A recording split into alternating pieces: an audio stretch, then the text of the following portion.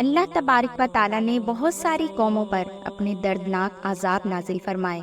اور ان قوموں کو ان کے گناہوں کے سبب ہلاک و برباد کر دیا اور ان کے نام و نشان کو صفحہ ہستی سے مٹا دیا۔ لیکن اللہ تعالیٰ نے حضرت موسیٰ علیہ السلام کے زمانے کے فرعونوں پر جو اپنے دردناک عذابات نازل فرمائے، وہ تمام تر عذاب اپنی ترتیب اور ہولناکی کی وجہ سے سب سے مختلف ہیں۔ پیارے دوستو، فرعون اور فرعون کی قوم جب اللہ تبارک و تعالیٰ کی نافرمان ہو گئی اور اللہ تعالیٰ کی ذات کو چھوڑ کر کفر اور شرک میں مبتلا ہو گئی، تو اس وقت اللہ تعالیٰ نے فرعون اور اس کی قوم پر لگاتار 5 قسم کے دردناک عذاب نازل فرمائے۔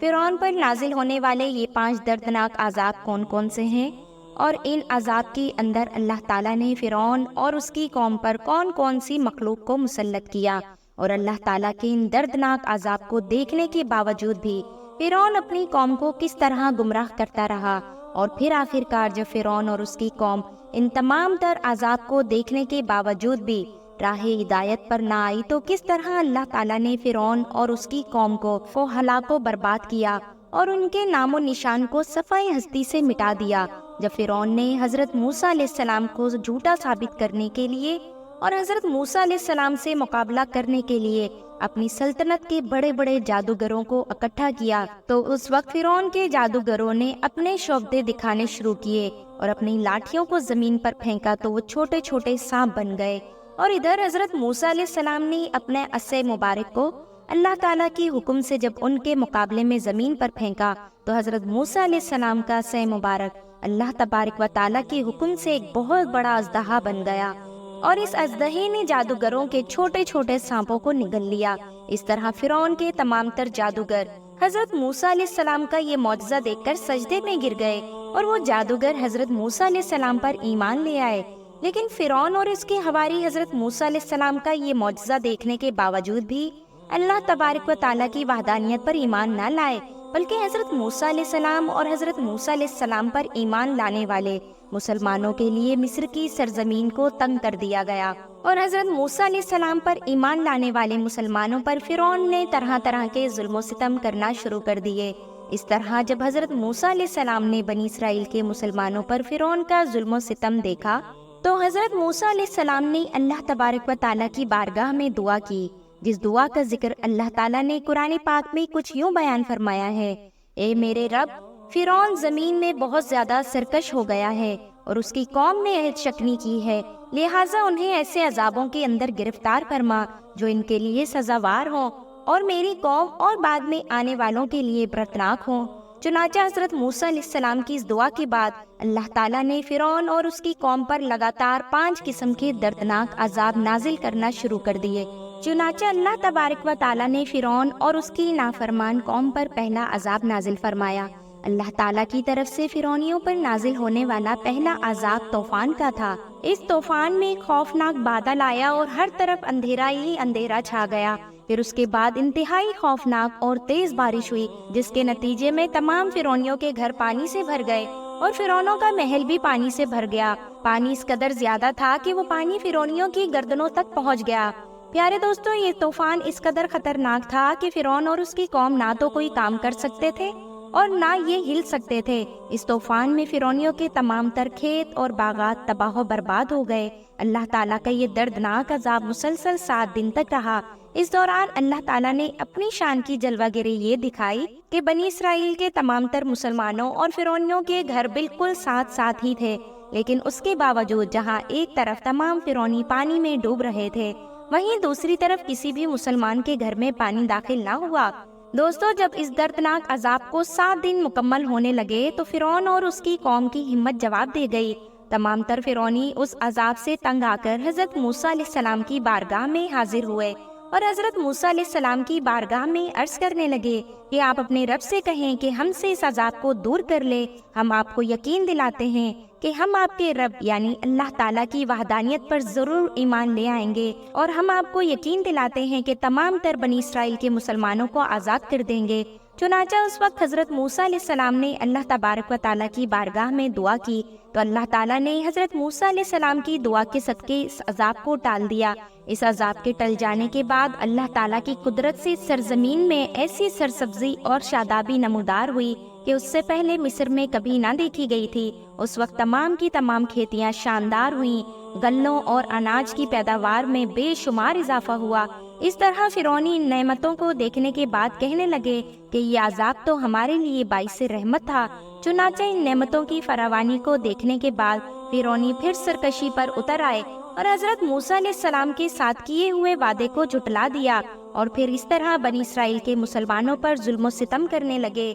جب تمام فرعونی دوبارہ سرکشی پر اتر آئے اور اس عذاب کو گزرے ہوئے بھی 1 مہینہ ہی ہوا تھا، تو اللہ تعالیٰ نے فرعون اور اس کی قوم پر ایک دوسرا دردناک عذاب نازل کر دیا، اور یہ عذاب ٹڈیوں کا عذاب تھا۔ اس عذاب کے نتیجے میں مصر میں ہر طرف ٹڈیاں ہی ٹڈیاں ہو گئیں۔ یہ ٹڈیاں تمام تر فرعونیوں کے کھیت باغات کھا گئیں، یہاں تک کہ یہ ان کے گھروں میں بھی داخل ہو گئیں، جبکہ تمام تر مسلمانوں کے کھیت باغات اللہ تعالیٰ کے اس عذاب سے محفوظ رہے۔ جب فرعون اور اس کی قوم اللہ تعالیٰ کے اس عذاب سے تنگ آ گئی تو فرعون نے ایک لشکر کو حضرت موسیٰ علیہ السلام کی بارگاہ میں بھیجا کہ وہ جا کر حضرت موسیٰ علیہ السلام کو منائیں اور ان سے کہیں کہ آپ اللہ تعالیٰ کی بارگاہ میں دعا کریں کہ اللہ تعالیٰ اس عذاب کو ہم سے ہٹا دے۔ ہم آپ کو یقین دلاتے ہیں کہ اس بار ہم آپ کے خدا یعنی اللہ تعالیٰ کی وحدانیت پر ضرور ایمان لائیں گے اور بنی اسرائیل کے تمام تر مسلمانوں کو رہا کر دیں گے اور پھر کبھی مسلمانوں پر ظلم و ستم نہ کریں گے۔ چنانچہ اس طرح فرعونی حضرت موسیٰ علیہ السلام کی بارگاہ میں حاضر ہوئے اور فریادیں کرنے لگے، تو حضرت موسیٰ علیہ السلام نے اللہ تعالیٰ کی بارگاہ میں دعا کی، تو اللہ تعالیٰ نے حضرت موسیٰ علیہ السلام کی دعا کے صدقے فرعونیوں سے اس عذاب کو ہٹا دیا۔ اس طرح اللہ تعالیٰ نے 7ویں دن اس عذاب کو بھی ختم کر دیا۔ جیسے ہی اللہ تعالیٰ کا یہ عذاب ختم ہوا تو فرعونی ایک بار پھر اپنے وعدے سے پھر گئے اور اسی طرح سرکشی پر اتر آئے اور اللہ تعالیٰ کی نافرمانی کرنے لگے اور بنی اسرائیل کے مسلمانوں پر ظلم و ستم کرنے لگے اور حضرت موسیٰ علیہ السلام پر ایمان نہ لائے۔ یہ لوگ اس عذاب کے بعد 1 ماہ تک تو سکون کی زندگی جیتے رہے اور اسی طرح سرکشی کرتے رہے۔ جب 1 ماہ مکمل ہوا تو اس کے بعد اللہ تعالیٰ نے فرعون اور اس کی قوم پر تیسرا دردناک عذاب نازل فرما دیا۔ پیارے دوستو، فرعون اور اس کی قوم پر آنے والا ہر عذاب اب پہلے عذاب کی نسبت زیادہ دردناک اور ہولناک ہوتا تھا۔ چنانچہ اللہ تعالیٰ نے اس بار فرعونیوں پر کمل کا عذاب بھیجا۔ کمل ایک چھوٹا سا کیڑا تھا جو اللہ تعالیٰ کے حکم سے فرعونیوں کی تمام تیار فصلوں کو کھا جاتا تھا،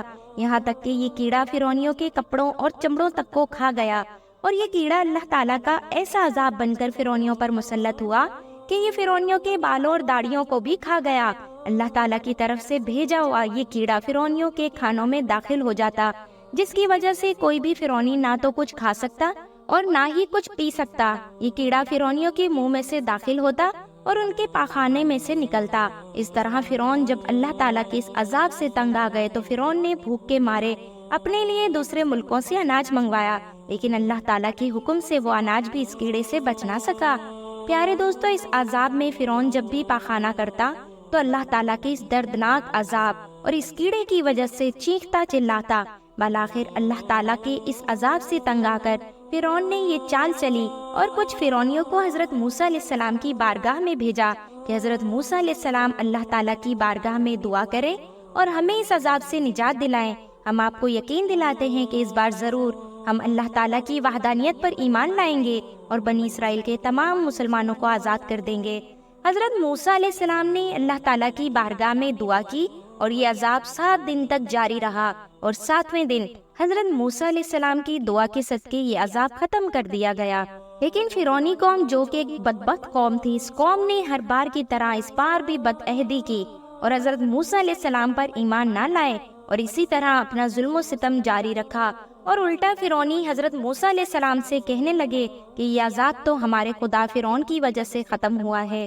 پیارے دوستو، اس طرح جب اس بدعتی کو 1 ماہ گزر گیا تو 1 ماہ کے بعد اللہ تعالیٰ نے فرعون اور اس کی قوم پر چوتھا دردناک عذاب نازل فرمایا۔ اللہ تعالیٰ کی طرف سے آنے والا یہ چوتھا عذاب مینڈکوں کا عذاب تھا۔ اللہ تعالیٰ کے اس عذاب میں فرعون کے محل اور فرعونیوں کی بستیوں کے اندر ہر طرف مینڈک ہی مینڈک ہو گئے، اور ان فرعونیوں کے کھانے پینے کی اشیاء میں بھی مینڈک گھس جاتے، یہاں تک کہ ہر ایک فرعون کے جسم کے اوپر سینکڑوں مینڈک سوار رہتے۔ اس عذاب سے تنگ آ کر ایک بار پھر تمام فرعونی حضرت موسیٰ علیہ السلام کی بارگاہ میں حاضر ہوئے۔ حضرت موسیٰ علیہ السلام سے اللہ تعالیٰ کی بارگاہ میں دعا کرنے کے لیے کہا کہ آپ اللہ تعالیٰ کے حضور دعا کریں اور ہمیں اس عذاب سے نجات دلائیں، تو ہم آپ کو یقین دلاتے ہیں کہ اس بار ہم ضرور آپ پر ایمان لے آئیں گے اور بنی اسرائیل کے مسلمانوں پر ہرگز ظلم نہ کریں گے۔ اور اس طرح فرعونی حضرت موسیٰ علیہ السلام کو بار بار یقین دلانے لگے۔ حضرت موسیٰ علیہ السلام یہ چاہتے تھے کہ میری قوم اللہ تعالیٰ کی